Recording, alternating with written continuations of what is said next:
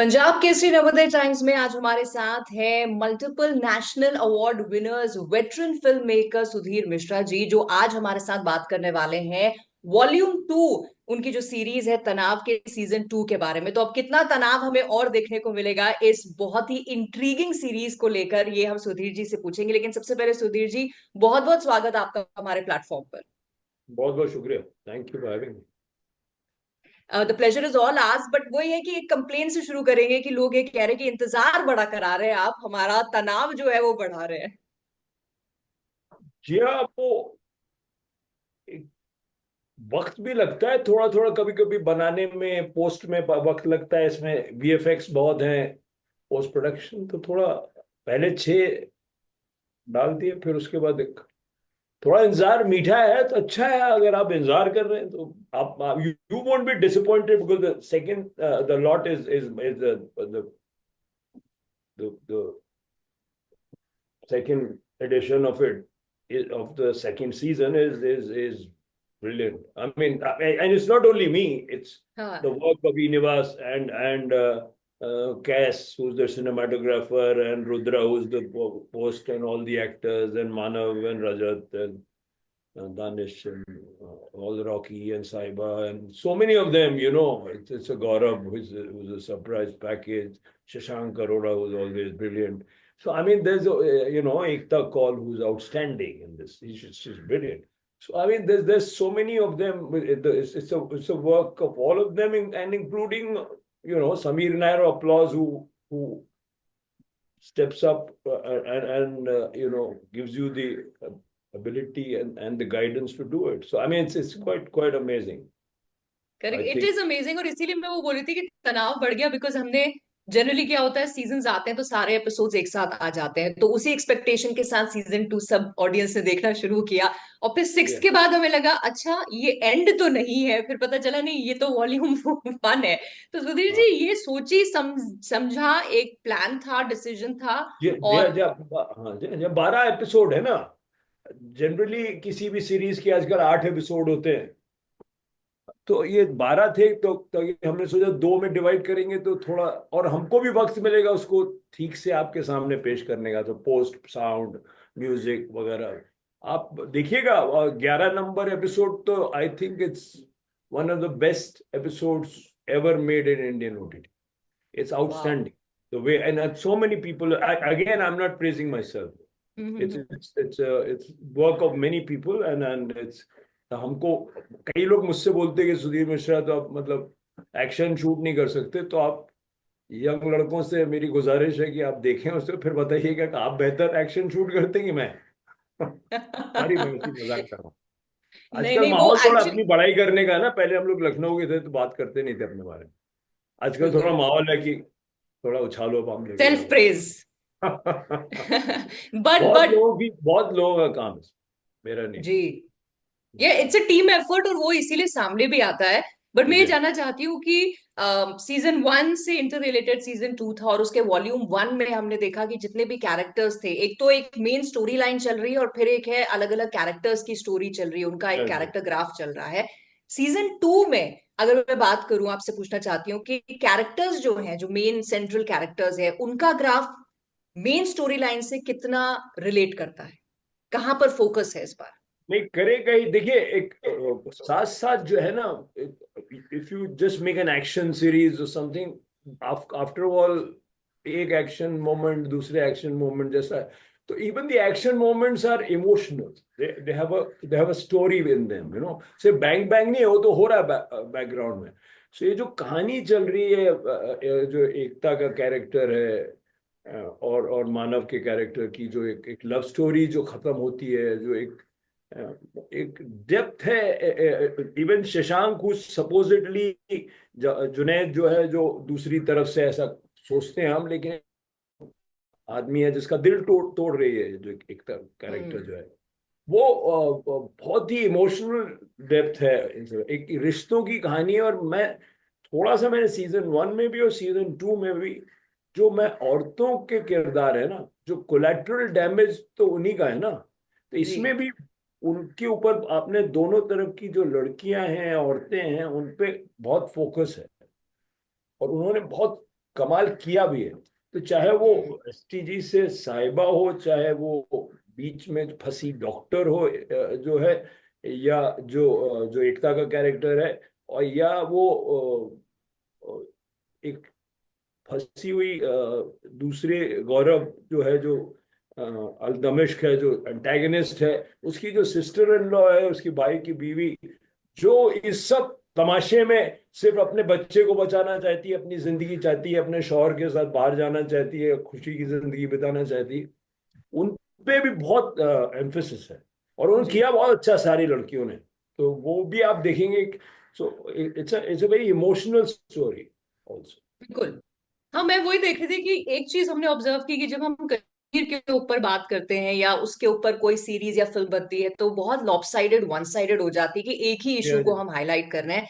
But I think आपने एक बहुत ही खूबसूरत बैलेंस रखा है जहां आप वो भी बता रहे हैं, वो भी दिखा रहे हैं, एंड ऑल्सो एक इमोशनल एंगल कैरेक्टर्स को भी दे रहे हैं। जी हाँ, जी हाँ। और मतलब हर तरफ से की भी तो कहानी होती है। तो आप अलग अलग नजरियों से देखेंगे तो कुछ सच कहीं बीच में, या थोड़ा मतलब टेररिज्म तो खराब है ही है, तो उस पर तो कोई डिस्कशन थोड़ी ना है, मतलब वो तो जी फॉर ग्रांटेड है। बट जो दूसरे लोगों का, दूसरी तरफ का जो आवाम का दर्द है, उसको भी तो आपको समझना पड़ेगा। जी। तो तभी अगर तो। मेन स्टोरी की बात करूं तो मेन स्टोरी पे फोकस इस बार कहाँ हम ज्यादा देखें? मेन स्टोरी जो है वो एक ये एक कैरेक्टर है अल दमिश फरीद, जो आया है वापस।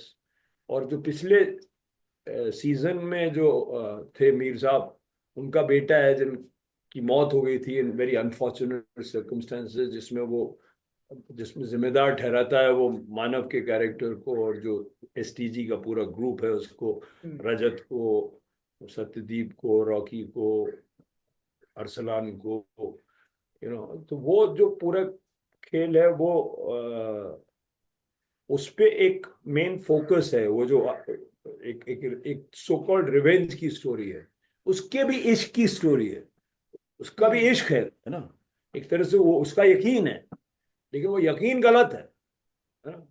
But you play him like that, और फिर वो एक तरफ से अपने, चाहे वो मुल्क हो, चाहे परिवार हो, चाहे जो हो, जो मानव और एसटीजी का जो रोल है उसमें, वो कॉन्फ्लिक्ट में है ना, डायरेक्ट टकराव जी में है जी उसके साथ गौरव हो, तो वो है।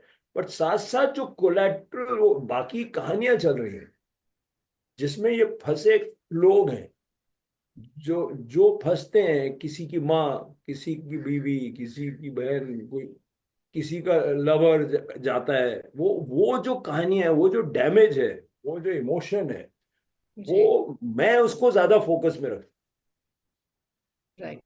और ई निवास ने बहुत अच्छा साथ में जो डायरेक्ट किया है, बहुत अच्छा, वही अफसोस, बहुत अच्छा। उसने शूल डायरेक्ट की थी, अगर आपको ख्याल हो। हाँ जी, बहुत हाँ अच्छा जी। डायरेक्ट किया। जी। सुबीर कैश जी, जो आपकी जो जी डीओपी है, उसने बहुत अच्छा काम। हाँ, मैं एक्चुअली इसी बात पे अब आ रही थी कि आपकी जो फिल्म्स या आपके जो सब्जेक्ट होते हैं, एक तो बोल्ड सब्जेक्ट मैटर के लिए जाने जाते हैं, फिर एक यूनिक सिनेमैटिक विजन के लिए जाने जाते हैं, और यहाँ हमने कश्मीर खूबसूरत है, जन्नत है, ये हम सब जानते हैं, बोलते रहते हैं, बट एक्चुअली आपने जिस तरह से दिखाया है वो इतना वो वाव मोमेंट्स क्रिएट करता है। सो ये कितना चैलेंजिंग हो जाता है कि एक ऐसे दौर में जब हम जी रहे हैं जहां पर इंस्टेंटली लोग आउटराइट अपने कॉमेंट्स कॉम्प्लीमेंट्स ट्रोल कर देते हैं, या फिर सेंसिटिव, आजकल ओवर सेंसिटिव सब कुछ हो गया है मामला। कितना हम्म। Challenging as a film maker है अपनी integrity of story telling maintain करना? देखिए, एक कहानी का धर्म होता है। मैं तो उस पर यकीन करता हूँ। एक एक माशूका है मेरी, मीडियम जो सिनेमा है ना, उससे तो गद्दारी कर नहीं सकते। कहानी का एक मजहब होता है, धर्म होता है, उससे आप गद्दारी नहीं कर सकते। तो अगर आप वो धर्म को फॉलो करेंगे तो आप कभी सेंसेशनलिस्ट नहीं होंगे। आप कभी भी सेंसेशनल या किसी बात को, क्योंकि आपको कुछ बॉक्स ऑफिस पे कुछ करना है, या कोई किसी को छेड़ना है, या कोई और एजेंडा है, उससे आप नहीं जाते। आपका मजहब जो है वो और धर्म जो है वो कहानी का है। तो एक उसका भी एक धर्म होता है ना, कहानी सुनाने जी का, स्टोरी जी टेलिंग का एक रिलीजन है, एक मकसद है, एक तरीका है। So if you follow that, then you don't get caught in sensationalism, and I just follow that. I normally I don't get in trouble.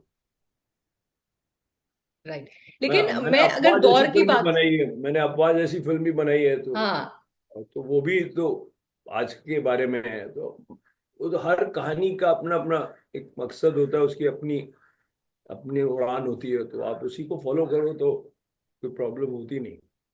Right, but you know as an audience हम feel करते हैं कि कई issues इतने important होते हैं जिन पे subject film बनती है या यू नो ओटीटी सीरीज बनती है, हमें लगता है अरे ये हमें मालूम होनी चाहिए, बट देन अननेसेसरी कंट्रोवर्सी का वो इशू बन जाते हैं, शिकार बन जाते हैं। मैं आपसे जानना चाहती हूँ 1983 में जाने भी दो यारो जैसी फिल्म को लिखना, क्या आज के दौर में अगर वो बनती, डू यू थिंक वो भी एक अननेसेसरी उसका इशू बन सकता था? क्योंकि आजकल हर चीज पे यू नो कहीं पॉलिटिक्स आ जाती है, कहीं रिलीजन आ जाता है, और वो फिल्म में इतनी सारी चीजें ऐसी थी जो आज हम देखते हैं कल्ट उसे कहते हैं, but you think in today's time it would be that easy to make it?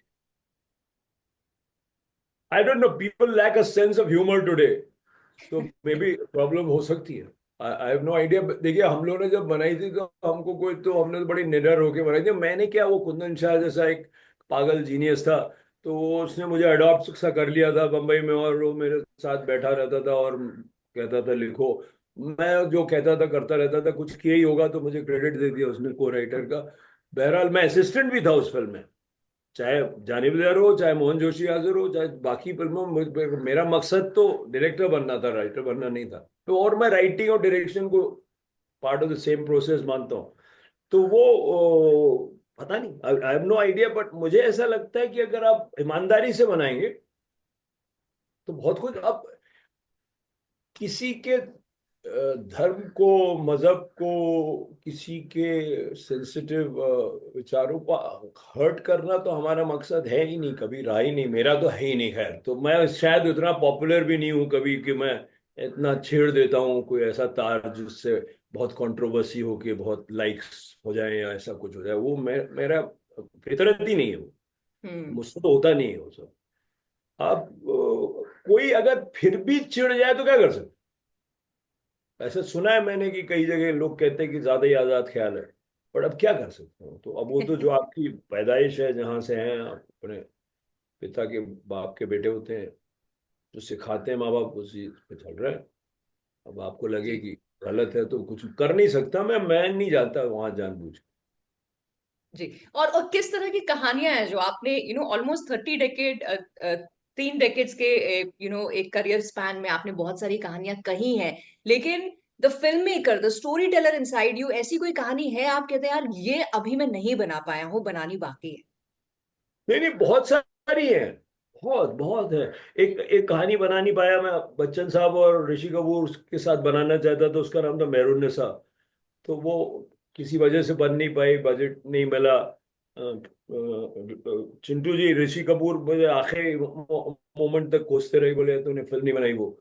तो वो मुझे बनाने का, फिर मैंने सोचा था इरफान के साथ बनाऊंगा, लेकिन वो इरफान भी गुजर गया ऐसा।